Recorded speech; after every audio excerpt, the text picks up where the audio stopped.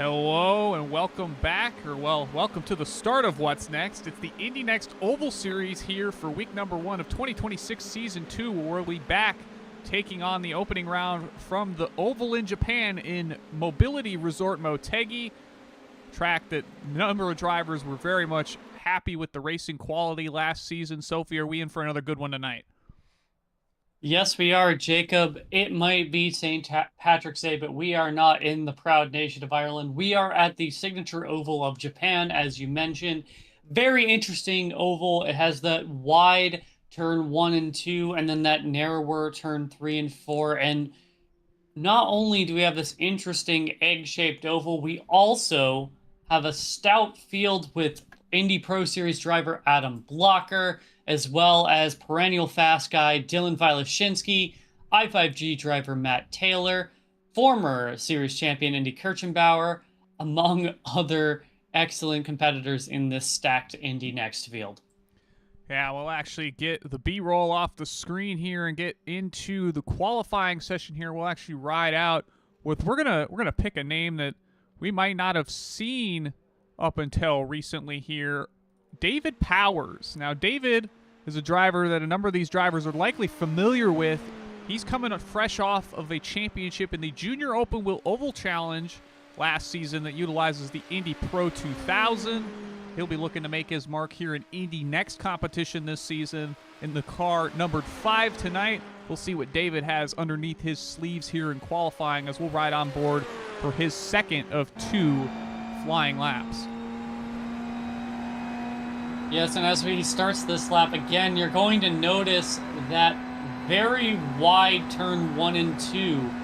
It's easy to hold it flat, easy to hold that white line, but then as he comes out here onto the back straight, past all that Honda branding, he's going to be into 3 and 4 where it's a lot tighter. You see, he needs to square up the corner and then has to arc the car to get it down to the white line and off the corner as he completes his final flying lap.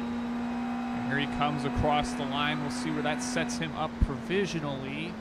It's going to be a 30 currently points. P1. Yeah, 30.682. Wieleszynski will go faster with a 36.14. David currently sits provisionally on the front row. That's a solid place to start here from Motegi. We'll see as a number of other drivers get their times in where everybody winds up lining up. Got the likes of Luke Reed, J.W. Miller making a return, Horizon's Matt Wagner, Horizon INDYCAR Series owner in Matt Wagner, driver for Track Rocket, I do believe.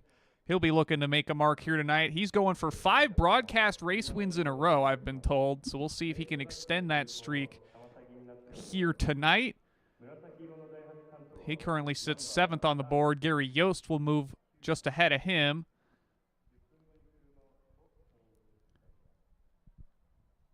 Currently, it is still Wieleszynski on the pole, but I have not seen a lap from Adam Blocker. In fact, I don't even think he is in the car, and we only have 2 minutes left in this session, so be curious to see if the Pro Series driver sets the time, or is he looking to do some back-to-the-front action? Well, he certainly did something to that effect last time out at Pocono for our season finale last season, so it's certainly not entirely impossible for him to do that here tonight. Field's going to be fairly tightly spread here as we've only got, a couple tenths of a second separating first down to the back half of the top 10 where Kevin Crotty sits just outside of it. So certainly going to be interesting to see, the draft will play a solid factor here. The straightaways here are fairly long given kind of the oblong egg-like nature or shape of this track. So that'll certainly be a big factor here. You see Luke Reed get his time in. That puts him 14th on the board. Clayton Foster just behind him. We've got 4 cars having yet to take a time. That'll be Jamison Russell, Ellis Spice, Matt Taylor, Adam Blocker. Reese Bogue sets his Russell time. is currently out on track, so he might be setting a lap here soon, Jacob. Not to interrupt, sorry. Oh, no, we'll ride out board with him. This is his first of 2 qualifying laps for the driver of the 17 machine tonight. We'll have, I believe, 21 cars in the field tonight, so Jamison will be looking to make some headway here. One of the higher numbered cars in the field here. Yes, I believe the expression I would use here is money on sale. One thing I will note, as you did bring up, Adam Blocker did start in the back at Pocono, made his way to the front. He was aided by the nature that Pocono is a track with very long straightaways, draft very important there.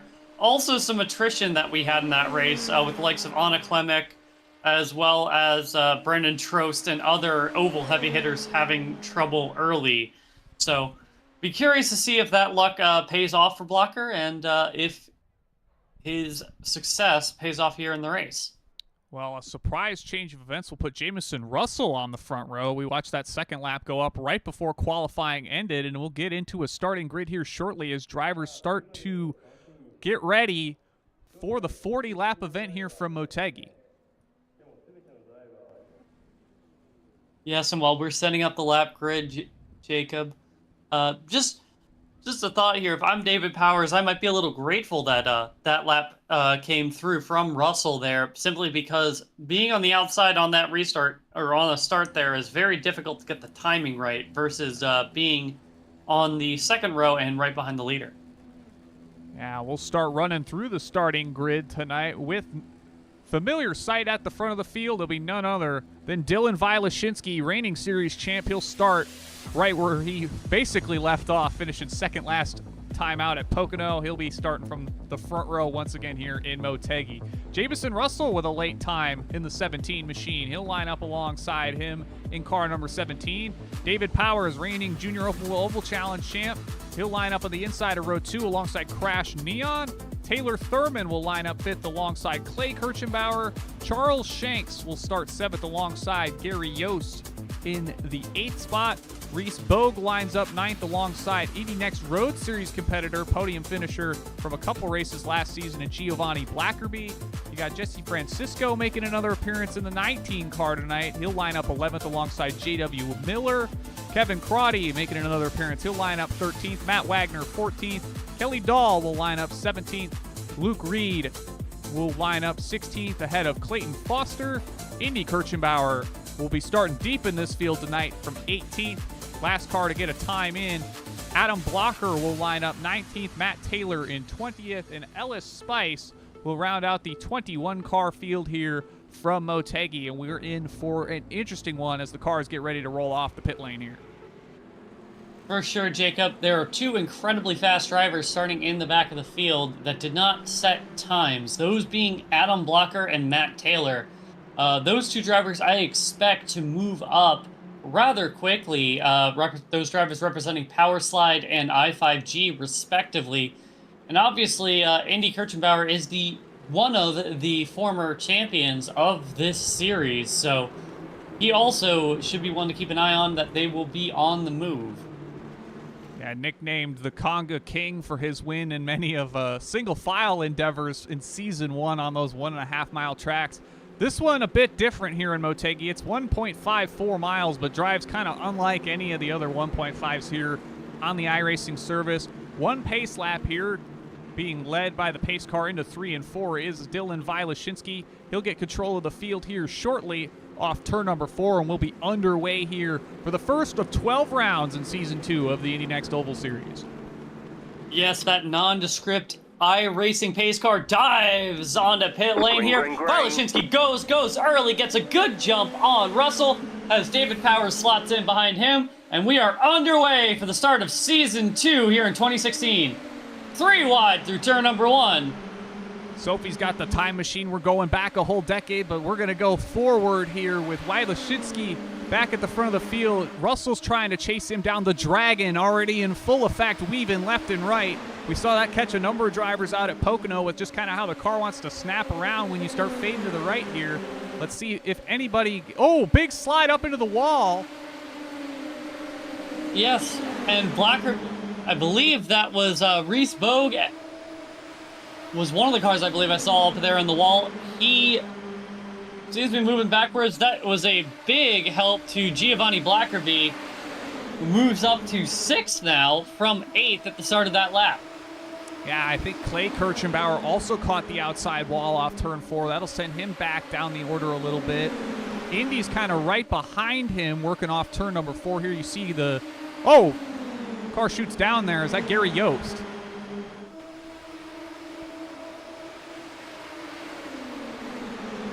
Yeah, sorry, I was currently on blocker watch, as I'm going to start calling this, as he has already moved up to the 15th spot, currently right behind the aforementioned Gary Yost, as he looks to the inside into 3 and 4, 3 wide through that tight section. Look at this as a pack of buzzing hornets right now in the middle of this pack. Yeah, it's kind of led by the likes of Clay Kirchenbauer as Giovanni Blackerby's kind of skirted away from this group now. The gap about 3/4 of a second between Blackerby and the likes of Clay Kirchenbauer. You see Charles Shanks kind of wedged in between. We have a fight for the lead. We have a fight for the lead. It looks like Russell was looking on the outside of Vilashinsky there. Currently, fastest lap is up to 4th place Crash Neon. So there is a 4-way fight for the lead, and then that massive gaggle of cars that contains Blocker, starts with Giovanni Blackerby, Clay Kirchenbauer, Indy Kirchenbauer also moving up as well. Features Kevin Crotty, Adam Blocker, and others. Okay, you see Vilashinsky now under fire on the backstretch as Russell will look to the high side. Very difficult to pass on the outside lane here at Motegi, but you can get a good run off turn number 2 to maybe mount the charge, suck the car back on the inside. He's going to get a big run off 4 here. Yeah, it looks like Vilashinsky got loose off the corner, took it all the way down to the pit wall there. You don't really need to square up turn 1 and 2, but he managed to get just enough run, and we are under caution. Indy Kirchenbauer in the wall, that green and red machine. Of course, celebrating the St. Patrick's holiday, I believe. We'll have to see exactly how he got there. I'm going to imagine that something happened. The car went almost immediately into that outside wall. Yeah, it looks like there was some contact down the front straight. Yeah, so we've got them heading off into 3 and 4. There's Kirchenbauer in the red and green number 4 car. You see Adam Blocker behind him. There's a couple cars getting close ahead of him. Work off of turns 3 and 4 here. You'll see the 14 machine, that Nikon car. There's 2 cars, 2x2, heading off the corner. Clean on the exit. He's going to be to the outside of the 12 machine of Reese Bogue. I wonder if Reese got spooked because he saw Blocker going to his inside there, because he went right on a straightaway. Yeah, Bogue fades up just a little bit, sends Kirchenbauer into the outside wall. That's going to be night done for the inaugural series champion just 2 seasons ago, starting off this season on the wrong foot for certain. Not what he was looking for. Yeah, I mean, it definitely looks like a situation where Bogue came up. Kirchenbauer came down a little tiny bit there, but ultimately it was Bogue coming up, likely spooked by Blocker, making it 3 wide into turn number 1. Tough break for Indy Kirchenbauer. Yeah, tough break. He had a number of those last season that ultimately took him more or less out of title contention. It was a very slim opportunity for him to capitalize going into the last round at Pocono. Maybe had a shot at it, but ultimately got collected in an incident midway through the going there. Going to be a digging out of the hole here for Indy in the second season of 2026. We've got Jarrett Corey, winner from last night's Indy Next Road Series event from the streets of St. Petersburg, chiming in that it looked like a hard lick, and it certainly looked like a hard lick from up here in the booth. Currently working lap number 8 behind the pace car. It looks like the pace car lights are out, if I'm not mistaken. I don't believe they are out yet, Jacob. We shall see. But I do believe I see lights on the roof of that nondescript sedan there. Yeah, it looks like we'll at least get another time around here working lap 8 of 40. I want to thank everybody for tuning in tonight for the Indy Next Oval Series here from Motegi. This is, of course, our first round of 12 in Season 2. That'll see 5 new tracks make their debut in the Indy Next Oval Series alongside the likes of the historic 1987 scan of North Wilkesboro. If we kind of quickly run through the schedule for the rest of the season, we'll go straight from Japan here, back over to the United States to the state of Florida to take on the now defunct USA International Speedway. Week number 3 will take on the Steel Palace Oswego Speedway. That's going to be an interesting one. That very stiff bump off turn number 4 is going to be quite a ride for these Indy Next drivers. Week 4 will take us to Five Flags Speedway back in Pensacola, Florida. Iowa Speedway in its most recent scan with the patched up interior lanes. will take week number 5. Darlington Raceway will play host to another new track in week 6. Week 7 will be back at the Lucas Oil Indianapolis Raceway Park. Week 8 will be the Mexico City Oval. Another international oval will make its debut in Indy NXT Oval Series competition, followed up by that 1987 scan of North Wilkesboro. The debut for the Indianapolis Motor Speedway will be in week number 10, which will be followed up by the Legacy or proper Phoenix Raceway layout in week number 11. And the season finale will, of course, take place from the Worldwide Technology Raceway Gateway to align with the Real World Indy NXT event going on that week. Lights are now out on the pace car here. Dylan Vilashinsky will get control here once the pace car opts to pull off. Single file restarts here. Will be given about 30 some odd laps to go here. We're going to see if Dylan can maybe get a bit of a getaway here like he did in that initial start. And maybe now he's got a bit of more temp in the tire that'll prevent him from maybe having some of those loose moments we saw for him off of the likes of turn number 4. Yes, and just a quick update before we go back to green. Bogue and Kelly Dahl pitted. There are no tire sets, so that was likely to clear up possible damage after that caution there, Jacob. But the field is now under the control of Vilashinsky, who's given a big gap to that pace car. And he's going to go now! Green. We are green once again at Motegi. High in the sky, you see David Powers working all the way to the inside lane. Russell looks towards the middle. He'll arc into turns 1 and 2 here. If we work back through the field here, you see Crash Neon with a sizable run heading off turn 2 here. We'll see where he opts to take it down the backstretch here. He's going to look high on Powers.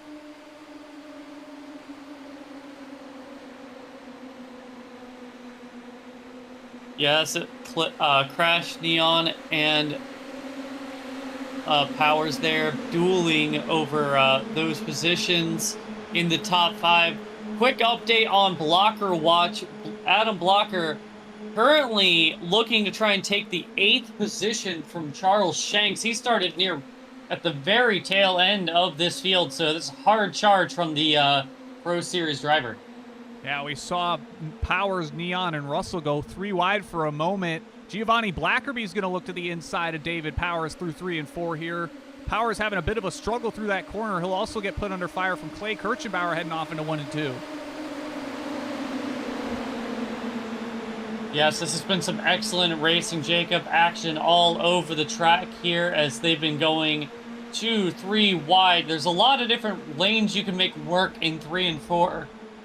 Whereas in 1 and 2, it really seems like you want to be on the bottom. Yeah, Neon almost taking a look on Russell for the 2nd spot. Blackerby's working kind of the upper lane there off 3 and 4. We're starting to see the field contract together. Adam Blocker's making a move on Taylor Thurman, I believe. Or is that's Charles Shanks on the inside there. Yes, that is a Get Good Racing machine there. Instead of green, it is blue, which definitely makes it a little more confusing as Blocker looking for any lane he can to get around that machine, trying to further his way up the field. Just ahead of them is Kevin Crotty, David Powers, Clay Kirchenbauer, Giovanni Blackerby, all fighting in the top 5 there. And then there's a 3-way fight here for the top step of the podium between Crash Neon, Jamison Russell, and Dylan Vilashinsky. Yeah, we just saw Blocker make the move for the 8th spot. He's going to look to the inside of Blackerby for 7th now, heading off to 3 and 4. Yes, one of the things I'm noticing Vilashinsky is doing is he is just hugging that white line, and immediately going to the bottom there because he recognizes it's that real estate that is going to get you the advantage here. It doesn't matter how much momentum you're able to generate on the high side. You just cannot cover it off through these corners here. Yeah, it's not super unfamiliar for maybe drivers who've experienced the Indy Pro 2000 or USF 2000 at the likes of Gateway, that kind of, ooh, contact, car on the wall. That's Russell. Caution, yellow flag. Yes, and we are once again under yellow. Russell hits the eject button, as Mark Murphy would say there. Yeah, we'll see the run into 3, comes down, the 14 machine.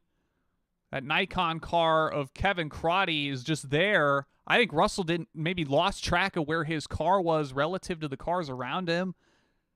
Potentially. Yes, he just seemed to. Yeah, he just turned straight down. I'm I'm going to say I suspect that he is on a single monitor there. Probably didn't recognize that Karate was there until it was too late. And that was already going to do damage to his car anyway. His side pod was gone before he even hit the wall. Tough break for Russell after that qualifying effort. Yeah, you kind of see Karate like pop into the outer edge of the frame when they make contact, so it's very likely that he just maybe lost track of the cars around him, and Karate came into him at just the wrong place, wrong time, shared that real estate, and sent Jamison Russell into the outside wall. After starting on the front row in that 17 machine, is going to be day done with the meatball flag for him. Tough break for him. We'll be back to the front of the field here as we work lap number 16, heading on to 17, I believe. Yes, and we are 2 to go. Lights are not out on the pace car just yet. Just want to update again. Adam Blocker's up 15 spots, Jacob, versus another person who started on the same row as him, Matt Taylor, is only up 7. So Adam Blocker is on a tear right now. I'll be curious to see we haven't even hit halfway in this race here. If he's got about 23 laps to go, probably about 21, 22 when we go back to green. Be curious to see if he is able to put the challenge to the number 2 machine of Dylan Vilashinsky. Yeah, the one thing that we've seen so far is if you get to the front of the field, you haven't really been able to pull away from anybody for longer than a handful of laps. We've kind of seen that time and time again on these bigger ovals, and that, you know, the straightaways are long enough where the draft kind of picks up those cars on the exits of the turns, and you just kind of fend them off on the inner lanes of the track and make them work for it on the outside. We'll see if Vilashinsky is able to continue that trend here on the subsequent restart that we're thinking will come next time around here.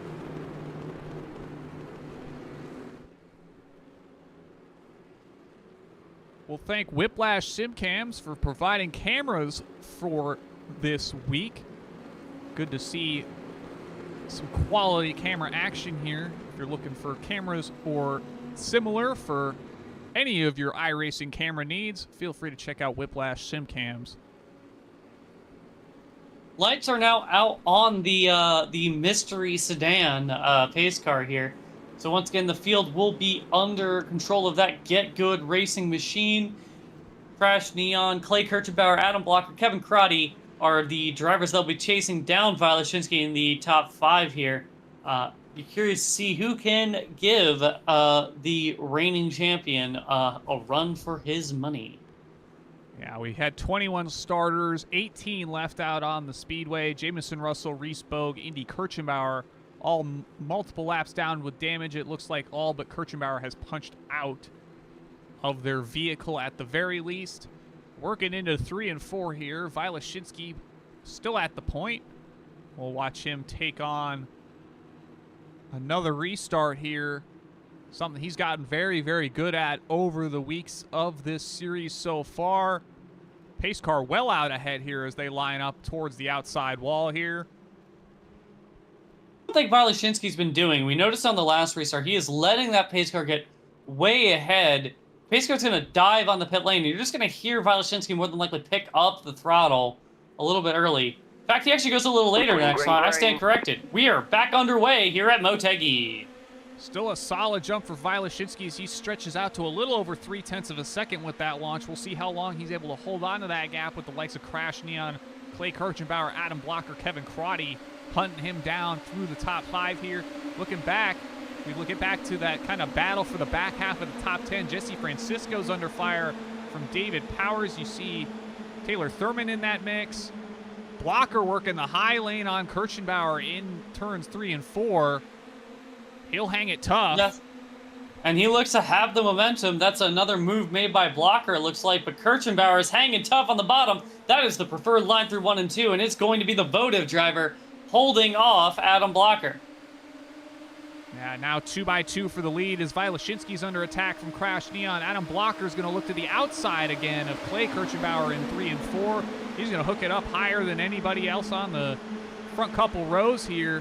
See if he can carry the momentum. He might get a little bit of draft. No, those cars ahead of him are going to fade down to the bottom again. Blocker's going to be looking for track real estate. Very close between Blocker and Kirchenbauer as he'll get to the bottom here, move to the inside on Crash Neon. Now he's battling for the lead with Wylashinski. Yeah, that is a 2-for-1 deal there. That is a power move from Adam Blocker there. Just as soon as he was clear, he cut down across Clay Kirchenbauer's nose and then shot the gap on Crash Neon, who probably wasn't even looking for that move. Blocker is immediately trying to look for the inside on Wylashinski. Wylashinski shuts the door, runs all the way down to the pit line. Blocker is going to have the high line, the not preferred line in the 1 and 2, and he is going to have to set it all up all over again. Yeah, here comes the runoff, too. You can see him start to creep to the outside on the exit there. He's going to try to side draft Wylashinski into 3 and 4 here.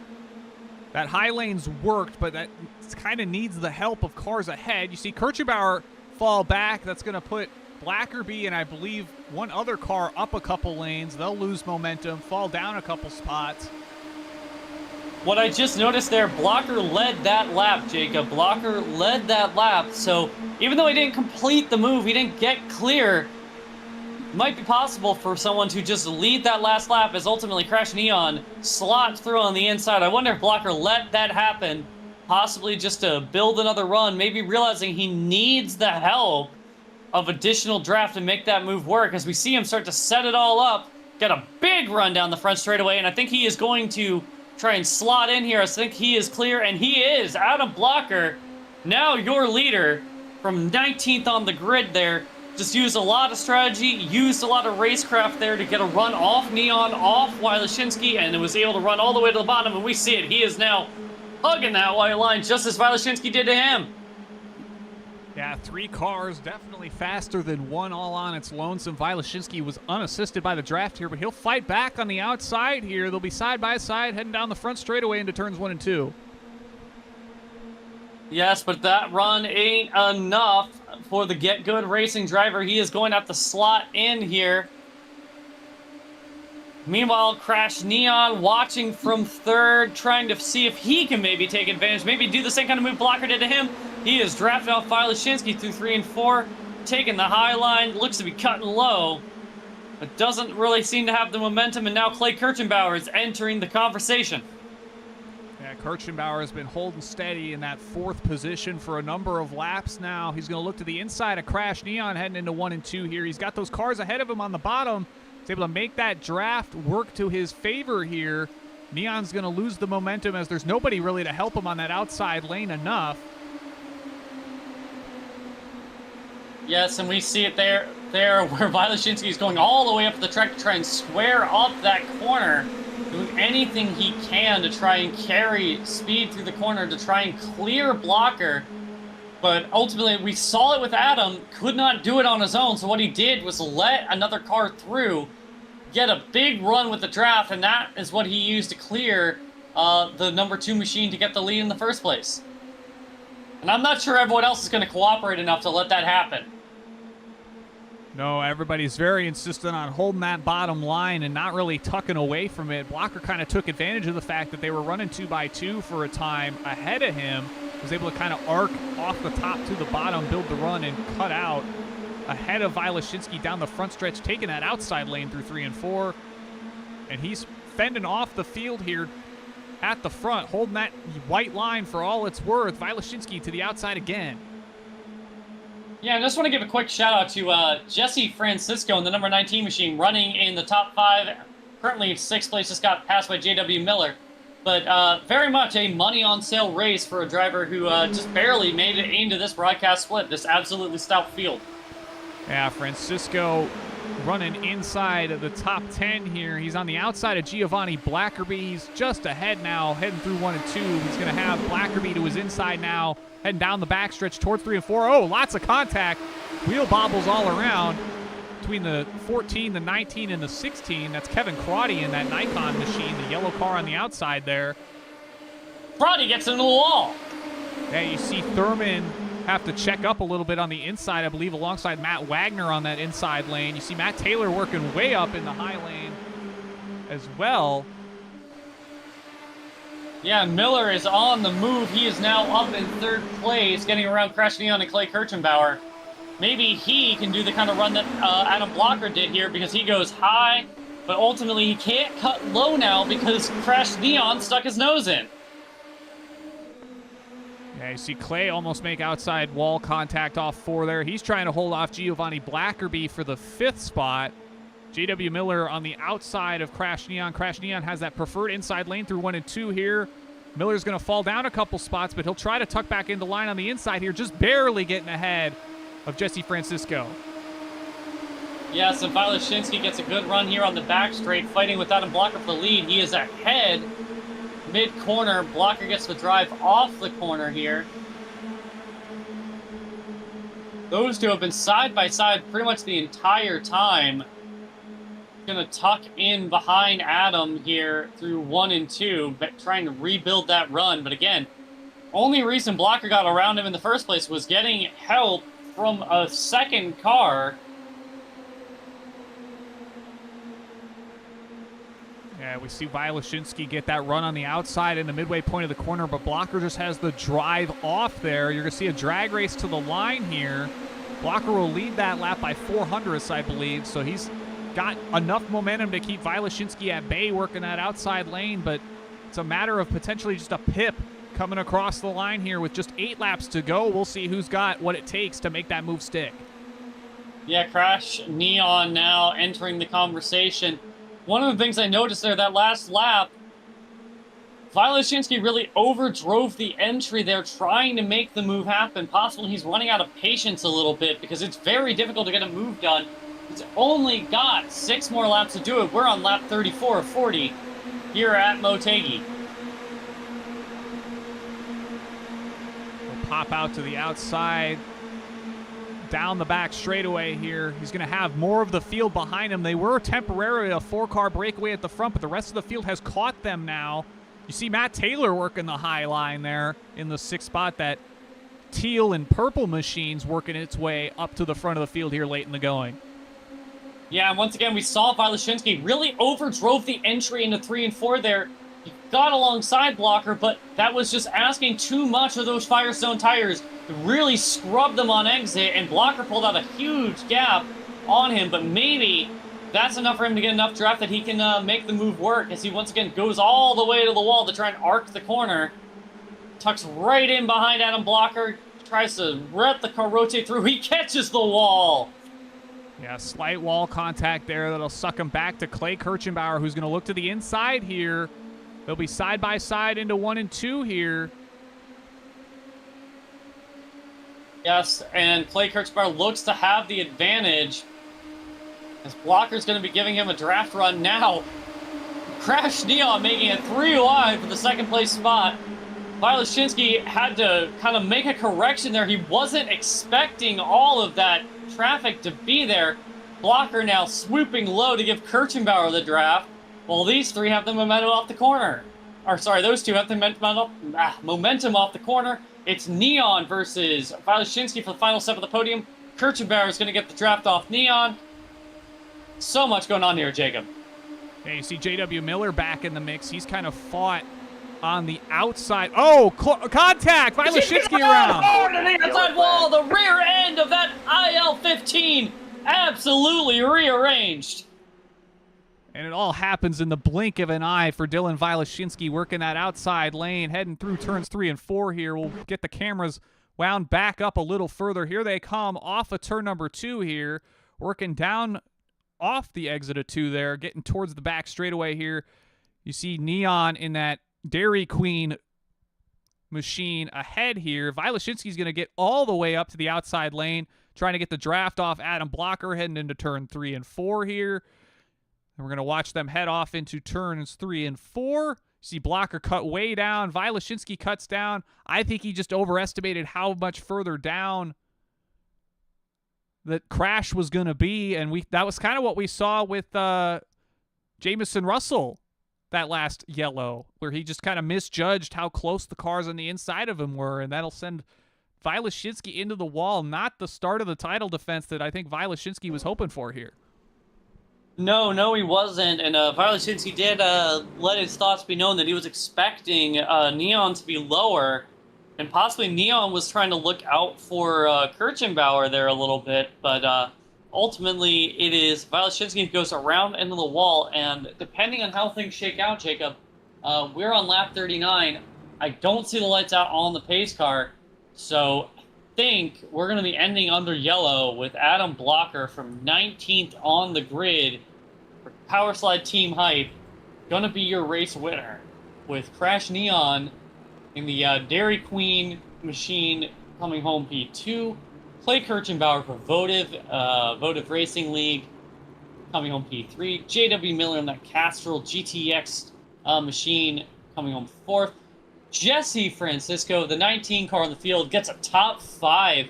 That's going to be a good iRating day for him. Taylor Thurman always has fans chiming in chat. He's going to come home in 6th, more than likely. Gary Yost, great run for Gary Yost in 7th. Matt Taylor of I5G going to come home in 8th. Kevin Crotty, always exciting to see him on track in that Nikon machine. He'll be in 9th. Ellis Spice coming from the shotgun on the field to 10th place there. Yeah, we'll hop back to the front of the field here and see if somehow the lights come off on the iRacing pace car. Off turn number 4 here. Adam Blocker still in control of the field. If we're going to go green, we're going to go green for 1 lap and 1 lap only. Lights stay on the pace car as it stands. We'll see as they cross the line if they opt to turn off.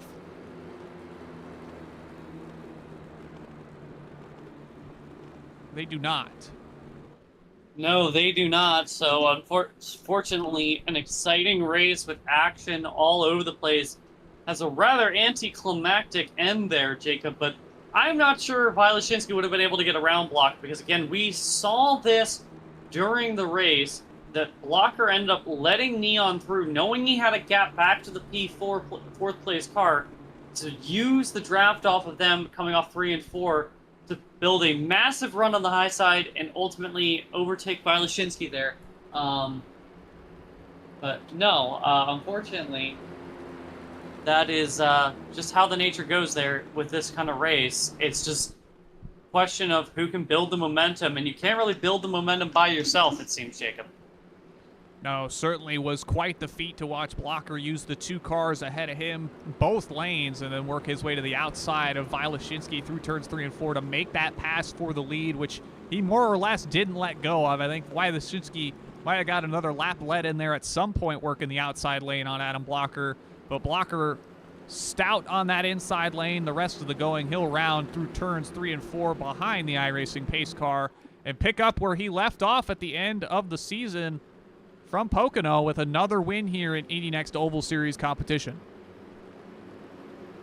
Yes, the old season begins, ends just like the new season begins here for Adam Blocker. Excellent run from Adam there. Crash Neon, also a valiant second. And Clay Kirchenbauer, give it up for Clay Kirchenbauer. We're used to interviewing his son, the prodigy, but Clay here gets a podium himself. Excellent run from those 3. Look forward to all of our interviews with their commentary on what was an exciting race here from Motegi.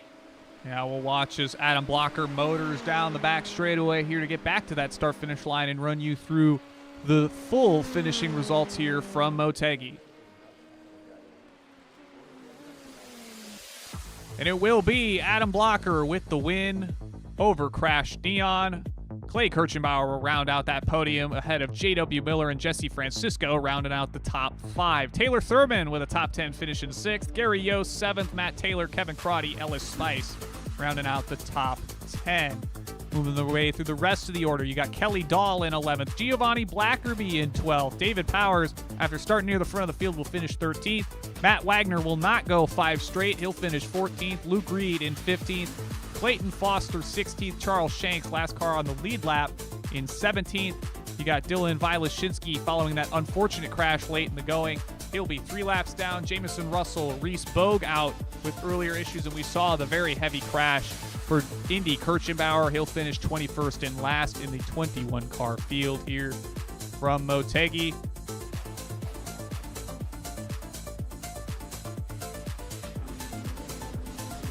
Yes, and what an exciting race it was. Heartbreak for our 2 previous champions, both ending in the outside retaining wall. Indy Kirchenbauer had that trouble early from that contact on the front straightaway, whereas Dylan Vilashinsky had that issue with Crash Neon, and that sent them into the outside wall. And also, front row starter Russell there had contact with Kevin Karate that sent him into the outside wall. He was our other caution of the night. 3 cautions here in Indy NXT competition. As we now have drivers lining up for their interviews here. If you like what you see here on P1 Broadcasting, make sure you click that like button, ring the bell, and subscribe to get updates on all racing action here on P1 Broadcasting. Yeah, we'll start getting drivers on up here. Clay Kirchenbauer rounding out the podium. We'll get him up here first. Clay, Jacob Collins, Sophie Connell, P1 Broadcasting. You got us? I gotcha. Well, it was kind of the valiant battle that we figured it might be coming back here to start the season off at Motegi. You work your way to a 3rd place finish here tonight. Kind of walk us through how it's like out there navigating the very dense traffic around the egg in Motegi. Yeah, it is. It can be really difficult setting up a pass because the bottom is pretty dominant in 1 and 2, and honestly, like watching Dylan hang on the outside there 1 and 2, I have no idea how he was doing that because I never could make that work. So I was just, like when Adam got to me, I knew he'd be coming through, and I just thought my best bet would just be let him go quickly and just try to learn as much as I could. And had Indy, he got out early, unfortunately, there, so he got in my ear and was kind of coaching me along there too. And I know this is a revelation, but I generally, when I get in these races, I have not yet done one of these races, and so I was able to do the 830, and that helps a whole bunch when you can actually get one under your belt first. Yeah, certainly no replacement for track time. Obviously, we've got a number of races that go on before the one we have here on the broadcast, and that can go a long way, get an idea of maybe how the field's going to work together, how the track kind of plays out, putting yourself in prime positioning. And I think the big thing that we saw here was kind of knowing when you had the opportunity to make passes work. We saw Dylan Vilashinsky fight valiantly on that outside lane until maybe he started fading further back when the cars gathered up on the bottom. And how much trust do you kind of have to put in your competition here when you go to set up maybe some of those tricky moves on the outer lanes to build the momentum around here to keep your car facing forward at full tilt? Well, listen, I trust my competition way more than I trust myself. So for me, I was just really concentrating on making sure people don't get under me off of 4. But that was really tough. I got 3 wide on the bottom into 3.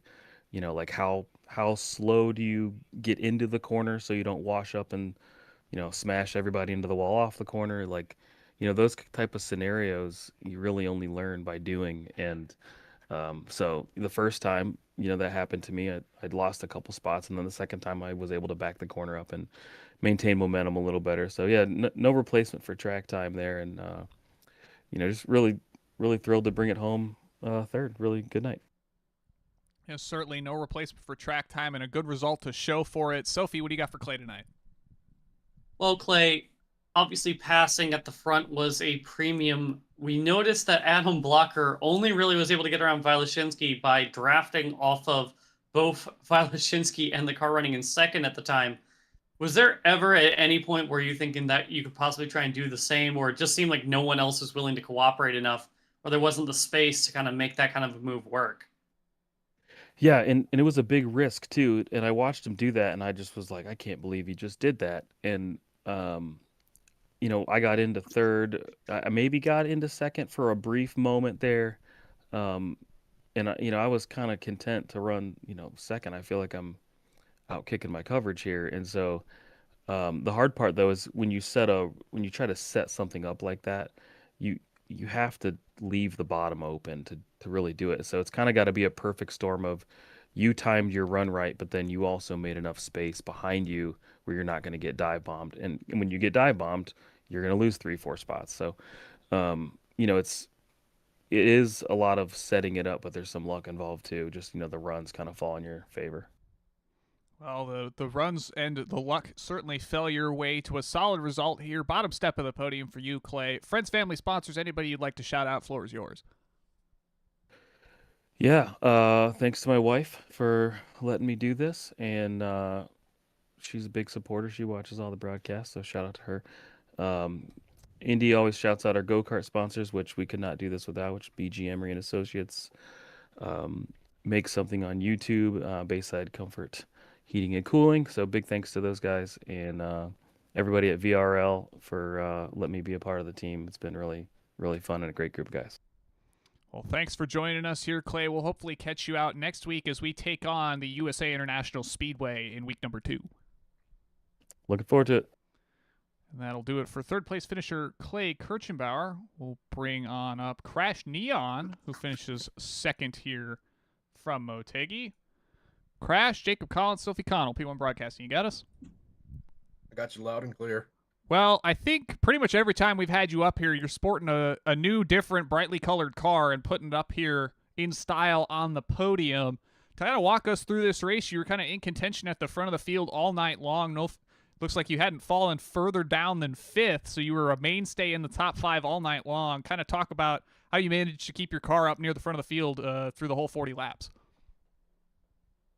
Yeah, honestly, I think iRacing has improved these setups greatly to the point where draft actually works in these cars now. They weren't really present at previous tracks like intermediates like this, and I could have sworn I saw Clay smack the wall out of 4, and then next thing I know, I see him up there racing, and it was like, oh, okay, cool. Yeah, it certainly felt like we've seen an improvement in the way this car drives on these bigger tracks. Obviously, Motegi, we saw Pocono last season as well, kind of offering up a very interesting draft-style race from there. And kind of walk us through maybe the differences. Obviously, you've maybe driven some of the other open-wheel machines across the iRacing service that this car has compared to, say, the likes of the IndyCar on some of these bigger tracks. It definitely does. Is a lot more tighter than the IndyCar. That's a given factor, but I guess when you like figure out how you can like handle the car, what you can do with it, it's a lot easier to drive. So yeah, it's just a whole mind games. Honestly, just trying to figure out the car, what you got to do, where you can push it, where you're gonna spin out, and stuff like that. Certainly always learning is the best way to tackle things. Sophie, what have you got for Crash tonight? Well, Crash, obviously there was a lot of close quarter racing there. How difficult is it to kind of operate when you're often 3 wide fighting for a podium position, knowing that if you end up coming out on the losing end of that deal, you won't be, say, getting an interview from my esteemed colleague Jacob Collins or myself? Right. Yeah, it's just a matter of like where the car's going to end up going in the 4. That's the most important turn in the track, because that part you actually have to lift. And I pull off a few crossovers sometimes, or yeah, sometimes during the race. And yeah, it's just a matter of just like watching the car below you or above you, seeing where they're going to end up, see if you can make the corner stick better than them. Well, you certainly made it stick here up at the front of the field all night long, wound up P2. You know the drill, Crash. Friends, family, sponsors, floor is yours. I'm going to give my first shout out to Ghost Energy. They've been fueling a lot of these races. They've been giving me enough pep and fuel to make it through the end I'm sorry, my mind drew a blank there. Wow, my mind just shut off. I'm sorry. No worries, Crash. Yeah, that's pretty much the only shout out I'm going to give out, and of course, all glory to God as well. So, well, we'll certainly thank you for being here once again, Crash. We'll hopefully catch you next week as we take on USA International Speedway for another trip to the now defunct track from Florida. sounds good. And that'll do it for second place finisher Crash Neon, and we'll bring up the man of the hour, passed basically more cars than quite literally anybody tonight, Adam Blocker. Adam, Jacob Collins, Sophie Connell, P1 Broadcasting. You got us? Yep. Well, you're picking up right where you left off to conclude the last season of Indy NXT Oval Series competition, picking up another win after clawing your way through the whole field. I think we'll start off with, did you have fun doing that? Yeah, it was fun. Raced pretty well in the back. It was really chaotic, people being aggressive blocking because you have to, and Obviously a lot of 3 wide stuff, but when I saw it was all clean, and my mission was to try to get to the front as fast as I could, and yeah. Yeah, we certainly saw you scything your way through the field very quickly in the early stages. I want to say you basically clocked into the top 10 within the first quarter of the race and then just kept trucking from there. Obviously, the big highlight for at least us was watching kind of the double setup draft between the front 2 cars ahead of you to take the lead off turn number 4 and clear Dylan Vilashinsky for the point kind of in the later stages of this race. How much did you take into calculating a move like that, and maybe were you trying some things over the course of the laps prior to that to get an idea of what would it take to take the lead here? I wish I could say that I planned it perfectly like that, because it was a pretty good move, but no, it was I tried to roll the top the previous lap, and I did lead the lap, but I didn't quite clear him. Then just Crash got inside of me and won. So I basically just took whatever I had, which was, I had free space to run the wall, and I was clear below me. And I felt really good off of 4, so I just lifted a little bit on entry and just drove it in, made sure I was going to get clear of Crash, and just had such a big overspeed that I was like, well, this is my chance, because it was pretty hard to clear the leader. And previously my plan before that was going to be to wait to the last lap and do what I did that one lap where I got to the line first on the top lane. But once I got that opportunity, I was like, well, I can't pass that up, and just tried to control it from the bottom there. And then once we got further along, once I saw there was a chance, I felt like Dylan was the other strong car, so once I saw a chance to kind of mess with the draft lanes and shuffle him out a little bit, I took that opportunity. It's a shame he got, crashed there, but yeah. Yeah, certainly very much one of the races that you had to take the runs when you got it. Obviously, many drivers were leading laps kind of with the Sam Hornish Jr. pip at the line, if you will. Certainly would have been interesting to see that play out all the way to the end. Obviously, the race ended under yellow, but you were in control to the finish here. Sophie, you got anything to add for Adam tonight?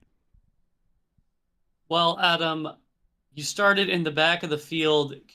How scary was it trying to pick your way through what seemed to be an angry hornet's nest of Indy NXT machinery?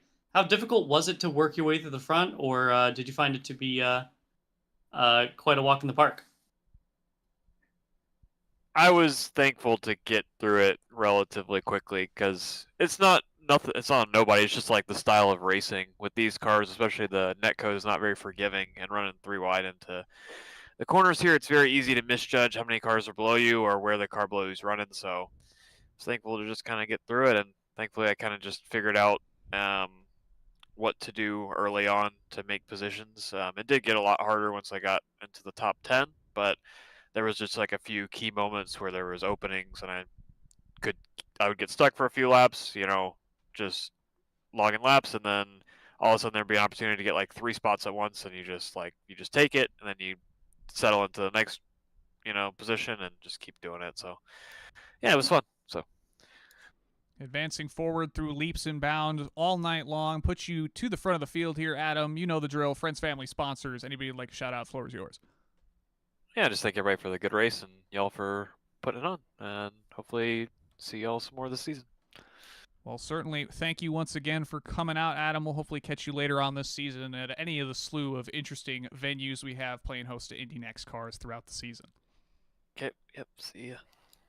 That'll do it for one Adam Blocker. He comes out and walks through the field and picks up another win here in Indy NXT Oval Series competition tonight. Sophie, we had ourselves quite another great race here from MOTEGI. Closing thoughts from you as to what we're going to see kind of rolling through the rest of the season as we get back to some of the more bread and butter venue styles here in Indy NXT Oval Series competition. Yes, Jacob, much like Indy NXT Road, we had very much same winners, same faces up at the front, but there's also some new faces. We saw a lot of new people running up at the front. We saw J.W. Miller having a good run, Clay Kirchenbauer having a good run, Kevin Crotty having a good run.